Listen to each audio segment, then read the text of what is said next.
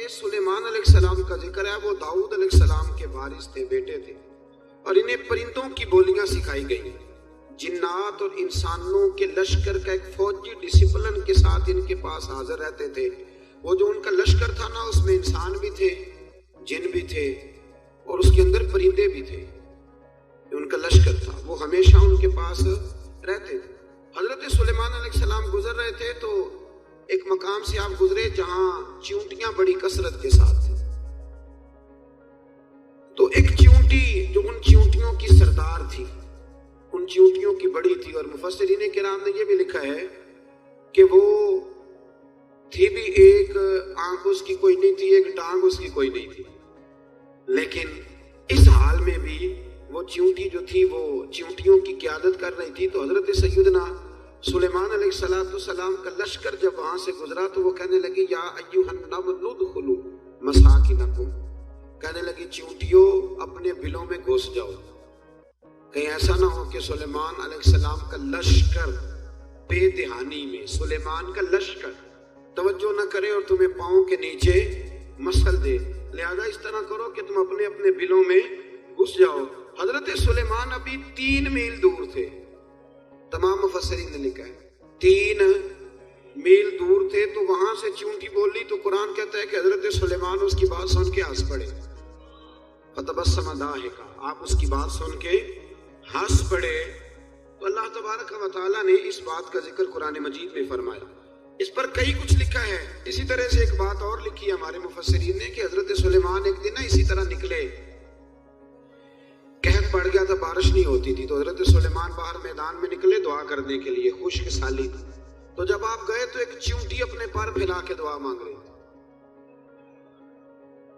تو رب کریم نے فرمایا سلیمان آپ واپس چلے جائیں، بارش آ جائے گی پر آئے گی چیونٹی کی دعا پہ۔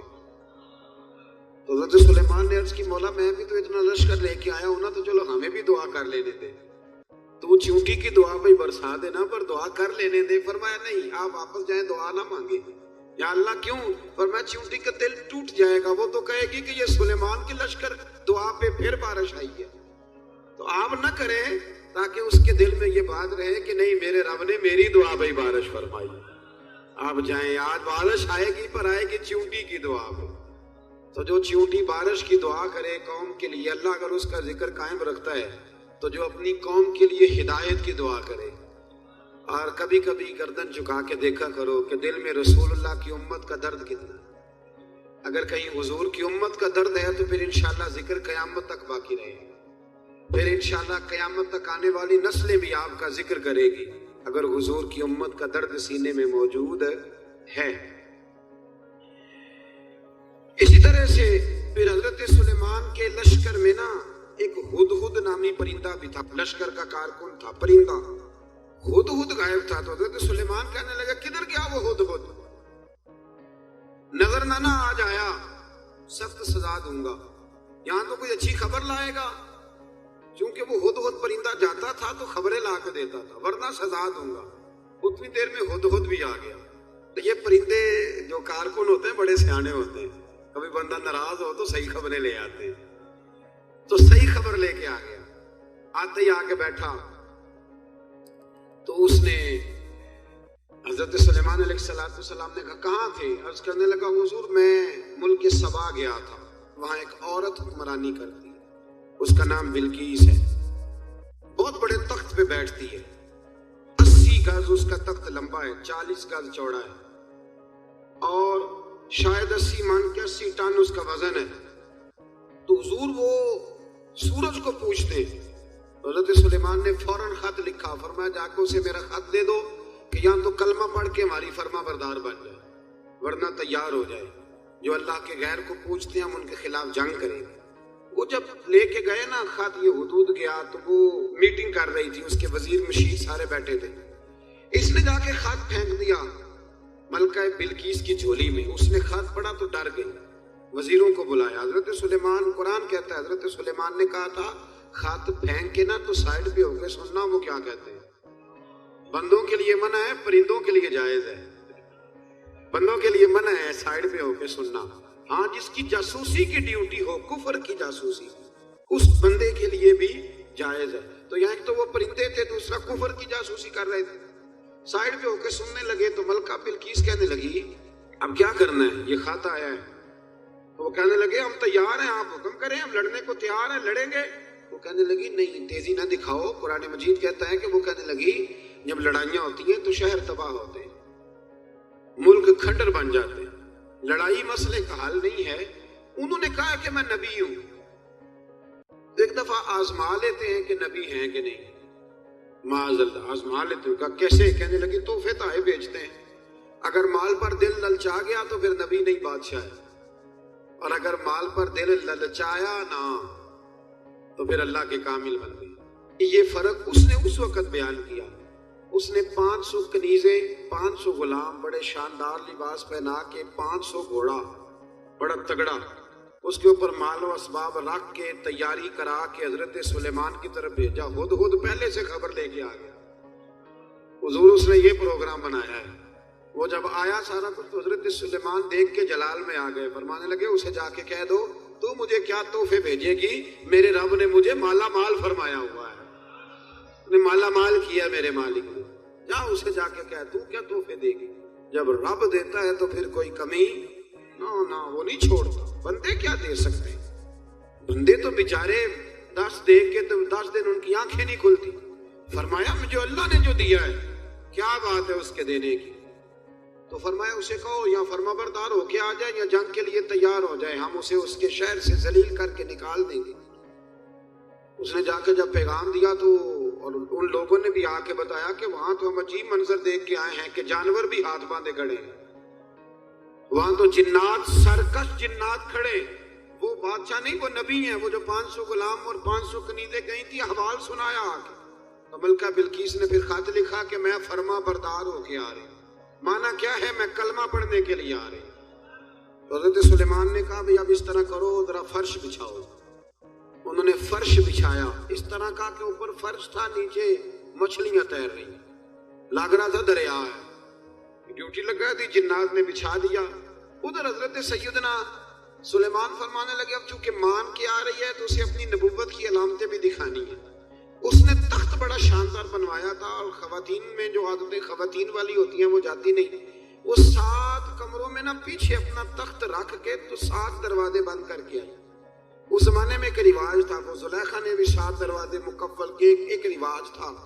ایک کمرہ، پھر کمرے کے پیچھے کمرہ، پھر اس کے پیچھے کمرہ، پھر اس کے پیچھے کمرہ. اس کو بڑے موٹے تالے لگائے جاتے تھے، اور فلسفہ یہ تھا کہ ایک تالا توڑے گا کوئی تو جب تک سپاہی آ جائیں گے، اور اگر اس کے توڑنے تک نہ آئے تو دوسرے کے توڑنے تک آ جائیں گے، اور اس کے توڑنے تک نہ آئے تو 7ویں تک تو آئے جائیں گے. یہ ان لوگوں کا نفسیاتی معاملہ تھا، سوچ تھی. 7 کمروں میں مکفل کر کے نا وہ نکلی. تو حضرت سلیمان علیہ السلام کہنے لگے بھئی مجھے اس کا تخت چاہیے اس کے آنے سے پہلے. اس کے آنے سے اس واقعے کی کیا ضرورت تھی قرآن پاک میں؟ یہ کیا حاجت تھی یہ تخت والی ساری بات قرآن نے کیوں بیان کی؟ پوچھیں آپ اپنے دل سے بھی اور انکار کرنے والے منکرین سے بھی، اس کی کیا ضرورت ہے؟ وہ جو کہتے ہیں جی ولی کی کرامت کی کیا ضرورت ہے، سیدھی نماز پڑھو، روزہ رکھو، حج کرو، زکات دو. تو پوچھو ان سے ایک سورت نمل کے اندر اس ساری تفصیل کی کیا ضرورت تھی؟ ختم ہو گئی جب وہ کلمہ جو پڑھ رہی ہے. تو پھر اس سارے واقعے کو رب کیوں بیان فرماتا ہے؟ حضرت سیدنا سلیمان فرمانے لگے تخت چاہیے، اور چاہیے اس کے آنے سے پہلے. قال عفریت من الجن، جنوں میں سے ایک بہت بڑا جن بولا، کہنے لگا حضور آپ کا یہ تخت برخاست ہونے سے پہلے لے آؤں گا. یہ جو آپ میٹنگ کر رہے ہیں نا، یا فیصلے ختم، کچھ نے لکھا صبح سے شام تک میٹنگ ہوتی ہے اور اس کو آنے میں پتہ نہیں کتنے دن لگیں گے. تو میں یہ برخاست ہونے سے پہلے، اور کچھ نے کہا جی آپ شرط کیوں لگاتے ہیں کہ صبح سے شام تک ہوتی؟ اس جن نے کہا جی آپ 10 منٹ میں فارغ ہو جائیں، آپ فارغ ہوں گے تو تخت آ جائے گا. مفسرین نے لکھا ہے کہ جب قرآن کہتا ہے کہ اس نے کہا کہ آپ کے فارغ ہونے سے پہلے، اس کا مطلب ہے کہ جب آپ اٹھیں گے، یہ جگہ خالی کر دیں گے تو تخت یہاں کیویں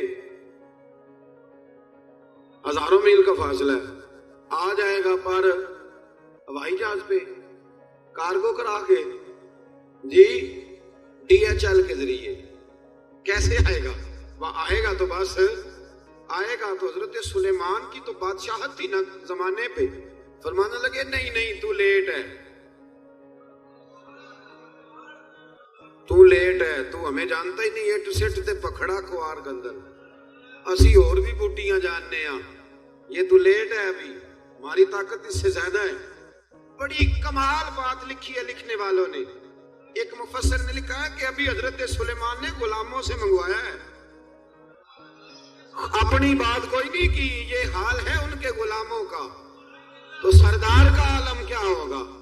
حضرت سلیمان کہنے لگے بھی جلدی جائیے، قال الذی عنده علم من الکتاب انا آتیک بہ قبل ان یرتد الیک طرفک، تو اٹھا ان میں سے وہ جس کے پاس کتاب میں سے علم تھا،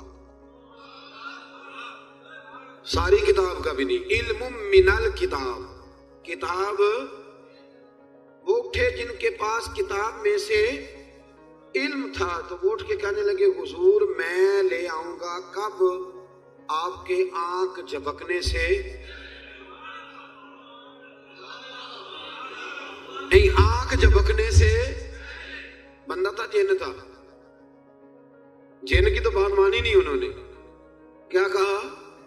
آنکھ جھپکنے سے، میں آنکھ جھپکنے سے پہلے لے آؤں گا، تو حضرت سلیمان کہنے لگے تو ٹھیک ہے چل لا پھر، لا پھر، آنکھ جھپکنے سے، اس ولی کا نام تھا آصف بن برخیہ، آصف بن برخیہ یہ حضرت سلیمان کے وزیر تھے، وہ آئی ملکہ بلقیس، اور جب وہ آئی نا تو اس نے دیکھا کہ یہ تو آگے سامنے حضرت سلیمان بیٹھے ہیں، اور جو رستہ ہے نا درمیان میں وہ فرش ہے کہ دریا ہے سمجھ نہیں آ رہی، تو اس نے نا اپنا یوں کر کے اوپر کپڑا اٹھانا شروع کر دیا کہ نیچے پانی ہے، تو حضرت سلیمان کہنے لگے چلتی آ، نیچے کچھ بھی نہیں، اس نے پیر رکھا، نیچے مچھلیاں بھی تیرتی جا رہی تھی، حضرت سلیمان علیہ السلام، آج بھی اللہ نے توفیق دیا نا، لوگوں نے اس طرح کی تعمیرات بعد میں کی ہیں، لیکن اس کے موجد، اس کے پہلے بنانے والے حضرت سلیمان ہیں اللہ کی دی ہوئی توفیق سے، تو وہ ملکہ آپ کے پاس آئی، پھر وہ آپ کی فرما بردار ہو گئی، اور بعد مفسر نے یہ لکھا ہے کہ اس نے جب کلمہ پڑھا تو پھر اس کا نکاح بھی حضرت سلیمان سے ہوا، یہ بھی بعض لوگوں نے لکھا ہے، تو اس سارے واقعے کو قرآن مجید نے بیان